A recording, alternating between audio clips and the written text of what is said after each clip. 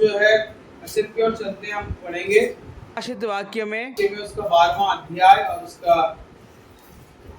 7वें वचन से हम पढ़ दीजिए। इस स्वर्ग में लड़ाई हुई, मिकाईल और उसके स्वर्गदूत अजगर से लड़ने को निकले और अजगर और उसके दूत उससे लड़े, परंतु प्रबल न हुए और स्वर्ग में उनके लिए फिर जगह न रही। तब वह बड़ा अजगर अर्थात वही पुराना सांप जो इब्लीस और शैतान कहलाता है और सारे संसार को भरमाने वाला है, पृथ्वी पर गिरा दिया गया और उसके दूत उसके साथ गिरा दिए गए।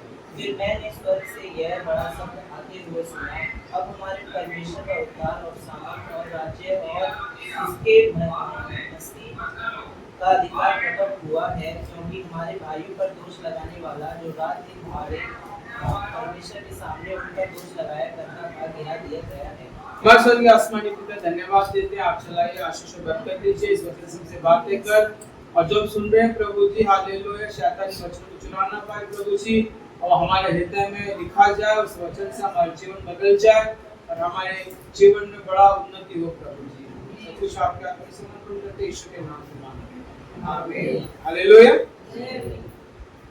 वचन क्या कहता है? ये बातें हो रही है, ऊपर वचन आपने पढ़ा, मगर मेन वचन अगर हम लोग आज जो जिस बातें में हम बात करना जा रहे हैं, जो प्रभु हमसे बात करने वाला है, तो लिखा है कि जो क्योंकि हमारे भाइयों पर दोष लगाने वाला जो रात दिन हमारे परमेश्वर के सामने उन पर दोष लगाया करता था, गिरा दिया गया। हालेलुया। तो ऊपर हम पढ़ते थे वो पुराना सांप, वो अजगर जो शैतान है, और वो क्या कर रहा है? वही जो दोष लगाने वाला जो शैतान क्या करता है, रात दिन क्या करता है? तो चुने हुए लोग हैं, जो परमेश्वर के लोग हैं, उन पर रात दिन दोष लगाने का काम उसका है। तो क्या होता है कि जब हम लोग जो हमेशा प्रभु के सामने जाकर चुगली करता रहता है, कि जो मसीह लोग होते हैं, जो प्रभु में चुने हुए लोग होते हैं, तो प्रभु पर विश्वास करते हैं ना, तो उनके बारे में बार बार वो क्या करता है? चुगली करता। अगर आप थोड़ा सा भी क्या कहते हैं प्रभु के खिलाफ कुछ भी करोगे, तो तुरंत वो चुगली करेगा। परमेश्वर को पहले मालूम है, मगर वो क्या करता है? वो दोष लगाने वाला है। वो दोष वो खुद एक उसका कैरेक्टर क्या, शैतान का मतलब ही क्या है? दोष लगाने वाला।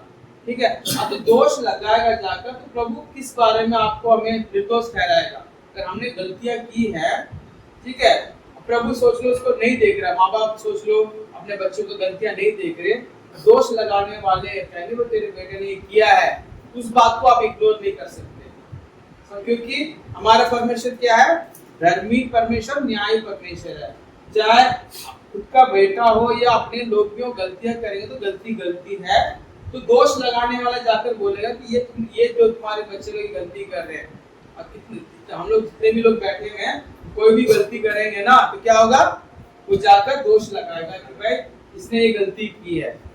तो उसने गलती को दोष कब तक वो रहेगा? जब तक हम उसको अंगीकार करते हैं, हम छोड़ नहीं देंगे। जैसे हम अंगीकार करेंगे, हमें पता है कि भाई मैंने गलतियां की है, तो जैसे हम प्रभु से माफी मांगेंगे, तो क्या होगा? फिर वो परमेश्वर के सामने से दूर हो जाएगा, क्योंकि प्रभु ने क्या कर दिया है? हमें मुक्ति दे दी है। अब जब दोबारा जाकर जिस पाप को हमने अंगीकार करके छोड़ दिया है, यीशु के लहू से हम शुद्ध किए गए, उसी दोष को, उसी गलती को दोबारा से शैतान जाके बोलेगा परमेश्वर के सामने, तो प्रभु कहेगा नहीं, वो जो माफी उसने मांग ली है, यीशु के लहू से शुद्ध किया गया है, उसको कैंसिल कर देगा। और जब तक हम लोग अंगीकार नहीं करते, वो केस पेंडिंग रहता है। क्या रहता है? केस पेंडिंग रहता है। ये बात आप समझ लीजिए, जब तक एक जने के ऊपर केस होता है, दोष लगाया जाता है, जब तक वो केस पेंडिंग कब तक रहता है? जब तक वो बरी नहीं किया जाता है। वो कई साल भी लग सकते हैं। हालेलुया। इसलिए कई बार लोगों के जीवन में क्यों बरकत नहीं होती, क्यों आशीष नहीं होता, क्योंकि उसने कई साल पहले जो है ना कुछ गलतियां की होती हैं, वो प्रभु में आ जाता है, मगर उसको पता नहीं रहता कि मैंने गलतियां की है करके। इसलिए कई बार क्या होता है, जब प्रभु में बढ़ने के लिए जब सिखाया जाता है, कई जो कॉन्फ्रेंस किया जाता है, कई जो विशेषकर जो पवित्र आत्मा के लिए जो लोग जो प्रार्थना, विशेष प्रार्थना रखते हैं, तो वह बताया जाता है कि आपको जो पाप जो आपने बचपन से किए, जो आपको जो है जब आप सयाने हो गए थे, अच्छी और बुरे की समझ थी, तब से लेकर जो भी आपने पाप किया, अगर आपको याद आता है तो उसको माफी मांग लो परमेश्वर से। हालेलुया। क्यों बोला जाता है? क्योंकि जब ऐसा करने से उनका जो दोष से उनको जो है बरी हो जाते हैं और पवित्र आत्मा का आने का क्या होता है, उनके जीवन में रास्ता खुल जाता है। हालेलुया। तो ये कहते हैं कि रात दिन वो दोष लगाने वाला जो शैतान जो है गिरा दिया गया, वो पुराना जो अजगर, पुराना सांप जो शैतान कहलाता है, दोष लगाता रहता है। हालेलुया। तो ये एक जो कहा गया है, ये हमें समझने की बात है कि दोष लगाने वाला क्या करके, अगर इसको हम और भी ज्यादा जोड़ लेंगे, जब दोष लगाने वाला किसी के जीवन में, तो दोष लगाने का गुण किसका है? शैतान का है। पर हम लोग भी अनेक बार दोष लगाते हैं, हम लोग भी प्रभु के ऊपर भी हम दोष लगाते हैं। परमेश्वर है ना, परमेश्वर के ऊपर भी दोष लगाते हैं। क्यों? कुछ सवाल जो शैतान हमारे जीवन में डालता है और हम प्रभु के प्रति हम वो जो पूछते हैं, प्रभु ने ऐसा क्यों नहीं किया, वैसे क्यों नहीं किया, तो अगर बहुत गहराई से सोचेंगे तो वो भी दोष लगाना ही है। अगर मैं बोलूं आदम और हव्वा को जो फल खा रहे तो परमेश्वर रोका क्यों नहीं, ऐसे सवाल करो तो क्या है वो, क्या वो? अब मैं बोलूं मैंने गलती करने वाला तो परमेश्वर जानता था, प्रभु ने मुझे रोका क्यों नहीं, अब ऐसा बोलेंगे तो क्या वो हम करेंगे? आदम और हव्वा ने कुछ जगह फल खाया, प्रभु ने तो बोलते मत खाना करके, तो क्या करें? हम उसको सवाल कर रहे हैं तो क्या होगा? दोष कौन लगा रहा है? हम लगा, किस पर लगा रहे हैं? और वो स्वभाव किसका है? शैतान। तो ये इसलिए जो है प्रभु क्या कहता है कि तुम किसी पर दोष मत लगाओ ताकि तुम पर दोष न लगाया जाए। समझ रहे हो? जब हम किसी पर दोष लगाना शुरू करते तो हमारे ऊपर दोष लगता रहता है। इसलिए प्रभु कहता है तुम क्या करो, हे प्रभु हमें क्या कर, माफ कर, जैसे हमने अपना अपराधियों को क्षमा किया है वैसे हमारे अपराध भी क्षमा किए जाए। हालेलुया। तो ये जो स्वभाव है ना, आप हमेशा याद रखो, चुगली करना, दोष लगाना, ये सब क्या है? शैतान का स्वभाव है। हालेलुया। इसमें भी एक फर्क क्या है? तो देखो, दोष लगाने का मतलब क्या है कि अगर हमने कोई गलतियां नहीं भी की है और उसके बाद वो दोष लगाता है, कंटिन्यू करता है, वो भी एक है। दूसरा जो है, अगर हम जो परमेश्वर लोग की दोष लगाते हैं, अगर मैं आपको बोलूंगा आपकी गलती मत कीजिए, तो क्या दोष लगाना हुआ? अगर आपने गलती की है और कोई आपको सुधारना चाहता है, वचन आपको सिखाएगा कि ये नहीं करना है करके, उस चीज को कोई अगर बताएगा तो क्या दोष लगाना होता है वो? तो मैंने गलती की और आपके सामने मैंने ऐसा कुछ कह दिया, बोल दिया, आपको ना मेरी गलती पता चल गई और आप आकर मुझे बता दो पास से आपने गलती की, गलत किया है, तो आप मेरे पर दोष लगा रहे हो क्या है? आपका पर्पस क्या है? मैं जो कर रहा हूँ तो ठीक करना, मेरे को बता देना कि आपने जो गलती की है ठीक नहीं है। प्रभु कई बार क्या कर, प्रभु करेगा हमें हमारे जीवन को बदलने के लिए, शैतान करेगा हमारे जीवन को बर्बाद करने के लिए। इसलिए रात दिन दोष लगाने वाला क्या करता है? वो पीछे पड़ा रहता है। हालेलुया। अगर इसको हम देखेंगे अय्यूब में एक 6 पढ़ दीजिए। उसके सामने उपस्थित थे और उनके बीच शैतान भी आया। यहोवा ने शैतान से पूछा, तू कहाँ से आता है? शैतान ने यहोवा को उत्तर दिया, पृथ्वी पर इधर-उधर घूमते-फिरते और दौड़ते रास्ते आया हूँ। यहोवा ने शैतान से पूछा, क्या तू मेरे दास आयब पर ध्यान किया है? क्योंकि उसके तुझको खरा और सीधा और मेरा भय मानने वाला और बुराई से दूर रहने वाला मनुष्य और कोई नहीं। शैतान ने यहोवा को उत्तर दिया, क्या आयब परमेश्वर का भय बिना लाभ के मानता है? ठीक है, क्या हो रहा है? अब जो परमेश्वर जो है विराजमान है, वहां पर शैतान भी उपस्थित होता है और उसके बाद क्या करता है? वहां प्रभु जो है अपने बेटे के लिए क्या करता है? देखा मेरा बेटा अय्यूब जो कितना धर्मी जन है करके उसके पक्ष में बात कर रहा है। ठीक है, अब वो कहता है कि देखो वो आपका तारीफ करता है क्योंकि उसको आपने रक्षा किया है, उसको लाभ पहुंचा है, इसलिए क्या कर रहा है? वो जो है आपके साथ है, आपकी आराधना करना, आपको जो है महिमा दे रहा है करके। अगर इसको आप पढ़ोगे तो अगर बहुत ध्यान से पढ़ोगे तो क्या लिखा है? कई लोग जो अय्यूब के समान जो ना, अय्यूब जो है धर्मी इंसान है, उसके जीवन में क्या देखते हैं कि उसने कभी भी लालच नहीं किया, उसको बहुत धन संपत्ति था, मगर सारा नुकसान होने के बाद भी उसने परमेश्वर के ऊपर दोष नहीं लगाया। ये कहता है कि प्रभु ने दिया, प्रभु ने ले लिया, ठीक है ना। और शैतान का ये बोलना था कि उसने लाभ के वजह से आपकी आराधना कर रहा है। अगर उसी सवाल को जब हमारे जीवन में जब लागू करें, प्रभु जब हमारे पक्ष में खड़ा होता है तो हम ये सोचते, वो कहेगा कि शैतान कहेगा ये लोग जो लाभ के लिए आते हैं, इसके लिए लाभ के लिए, उनके लाभ है, उनका जो फायदा, इसलिए प्रभु आपकी आराधना करने आते हैं। तो अगर वो ऐसा दोष लगाएगा तो क्या हम अपने आप को जांचने वाले नहीं बन जाते कि क्या हम लाभ के लिए परमेश्वर की आराधना करने आते हैं, कुछ पाने के लिए आते हैं, या फिर हम लोग परमेश्वर की आराधना करने आते हैं। हालेलुया। अगर आप में से हमारे जीवन में हम ये सोचे गहराई से, आप और मैं यहाँ प्रभु की आराधना कर रहे हैं, लाभ के लिए आराधना कर रहे हैं या किसके लिए आ रहे हैं?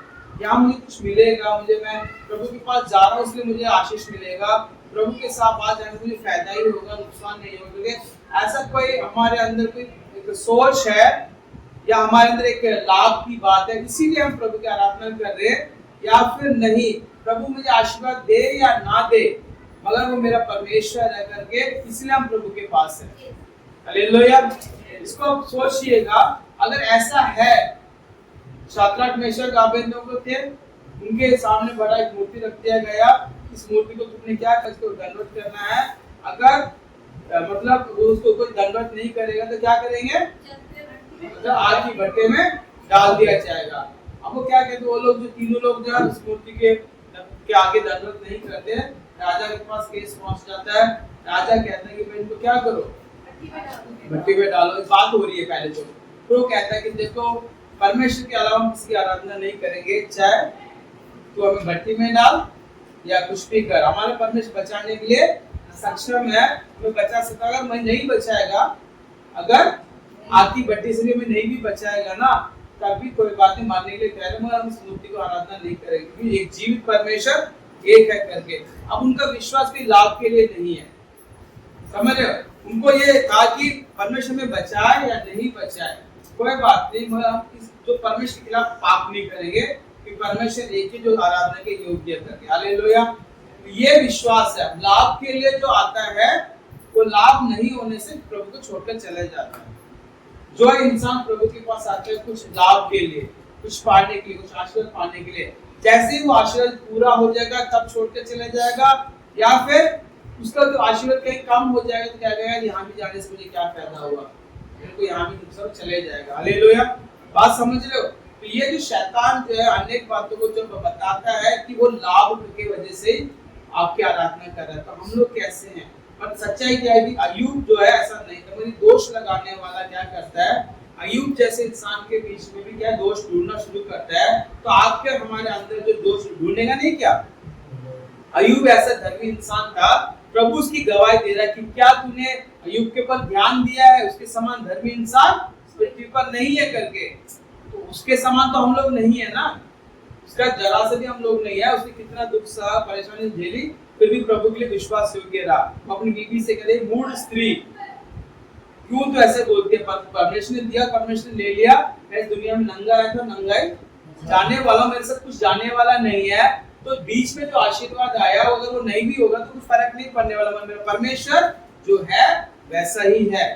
हालेलुया। कैरेक्टर में कोई भी चेंजेस नहीं है। तो शैतान ऐसे जब भड़काता है, शैतान हमारे जीवन में काम करने की सोच है, तो हमें बुद्धि का इस्तेमाल करना चाहिए। हम किस लिए यहाँ आए करके हमें पता होना चाहिए। अब जब अय्यूब में जब कंटिन्यू होता है तो देखते हैं कि वो दोष लगाने वाला, और वो खुद कहता है कि ये इंसान जो है आपकी आराधना कर रहा है, लाभ के लिए कर रहा है। तो आप ये बताइए, आप जितने भी यहाँ बैठे हो, क्या आप लाभ के लिए प्रभु की आराधना करते हैं या किसके लिए करते हैं? अगर आपका आने का पर्पस कुछ भी हो कोई बात नहीं, मगर तो प्रभु में हम सीखते, प्रभु के प्रेम को जानते हैं, तो आप क्या, आपके सबसे महत्व क्या, प्रभु है या आशीर्वाद है? प्रभु। तो अगर आप इस एंगल से सोचोगे, इस कोण से सोचकर अपने आप में प्रभु से प्रेम करोगे, तो क्या होगा, परमेश्वर आपको अगर बहुत ऊंचा स्थान में रखेगा। मगर वो हमारे इच्छाओं को जानता है, हमारे मन की अवस्था को जानता है। सच में ही हम लोग ये बोल रहे हैं कि भाई प्रभु जी मुझे कुछ मेरे कुछ लाभ हो या ना हो, मैं आपको नहीं छोड़ूंगा करके अगर बोल रहे हो, तो ईमानदारी से बोल रहे हो, तो भी परमेश्वर को पता है। अगर ऊपरी मन से नहीं, ऊपरी तौर से बोल रहे हो, वो भी परमेश्वर को पता है। हालेलुया। और शैतान क्या करता है, हमेशा जो धर्मी लोगों के अंदर भी दोष ढूंढना शुरू कर दो। रात दिन क्या करता है, रात दिन क्या करता है, लोगों के अंदर दोष ढूंढता है। इसलिए आप जो दोष लगाने वाले से सतर्क रहिए। इसलिए जब कभी भी होता है, जब मैंने शुरू में प्रभु में गया तो हमारे पास्टर लोगों ने या हमें जो कई लोगों ने सिखाया है कि हमेशा जब तुम प्रार्थना करो, सुबह प्रार्थना करो, प्रभु जी मुझे क्या करो, हर एक परीक्षाओं से अच्छा, दिन भर मेरे को क्या कर संभालिए करके। तो रात की प्रार्थना को जरूर करना कि परमेश्वर, पूरे दिन भर आपने क्या करना है, कोई गलतियां की है नहीं किया, कि पूरे रात में जब सोते हो आपने क्या करना है, ध्यान करना है। ध्यान करना है कि मैंने अगर गलती के जान के किया है या अनजाने में हो गया या जल्दबाजी में हो गया करके ध्यान करते रहना है। और ध्यान करोगे तो आपके जब रात में क्या होगा, माफी मांगोगे प्रभु से, प्रभु जी मैंने पूरे दिन भर में गलतियां की है, जान के किया, ऐसे मुझे माफ कर, अनजाने में किया, कुछ भी होगा तो प्रभु से माफी मांगना पड़ेगा। क्यों? क्योंकि ताकि जो रात दिन दोष लगाने वाला है, जो शैतान क्या करता है, रात दिन दोष लगाता है, तो आप सोओगे मगर वो सोएगा नहीं। परमेश्वर भी नहीं सोता है, ठीक है। हमारा परमेश्वर ना तो ऊँगता है ना तो सोता है। तो रात में भी जाके हम सो रहे होंगे, वो जाकर दोष लगाएगा, ठीक है। और हम सो रहे होंगे, वचन कहता है कि जब जो है हम सो रहे होते हैं तब शैतान आकर और जंगली बीज हमारे जीवन में बो देता है। एक बार आप अपने पाप का अंगीकार नहीं करोगे, अगले दिन क्या होगा, धीरे धीरे धीरे आपके जीवन में जो है ना गलतियां बढ़ती जाएंगी, पाप बढ़ता जाएगा। और जैसे जैसे प्रभु के पास पहुंचता जाएगा तो क्या होगा, वो धीरे धीरे धीरे बढ़ता जाएगा। और जैसे जैसे बढ़ता जाएगा तो क्या होगा, शैतान का जो चाल है प्रभु से हमें दूर करने का, वो सफल हो जाएगा। हालेलुया। बात को समझिए।